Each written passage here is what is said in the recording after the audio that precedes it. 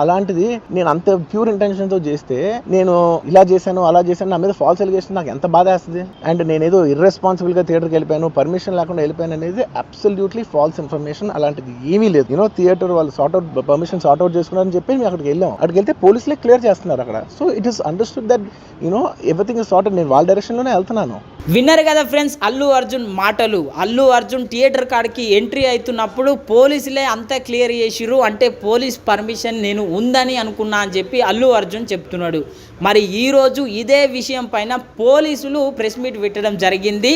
ACP అయితే direct Pushparaj అనగా అల్లు అర్జున్ని మరి ఏ రకంగా అరుచుకున్నాడో ఒక్కసారి చూడుండ్రి. పోలీస్ అధికారులు నాకు చెప్పలేదు, నన్ను పిలవలేదు, నేను చెప్తే వెళ్ళిపోయేటోడిని. ఎందుకు చెప్తారు నీకు? నువ్వు తీసిమార్కానువా? నువ్వు మామూలు పౌరుడివి, నువ్వు you are a common citizen. నీకు సిటిజన్షిప్ ఇక్కడ ఉందో లేదో కూడా తెలియదు. నీ ఆధార్ కార్డు ఎక్కడ ఉందో మాకు తెలియదు. ఫస్ట్ ఆంధ్రాలో ఉందా, తెలంగాణలో ముందు అది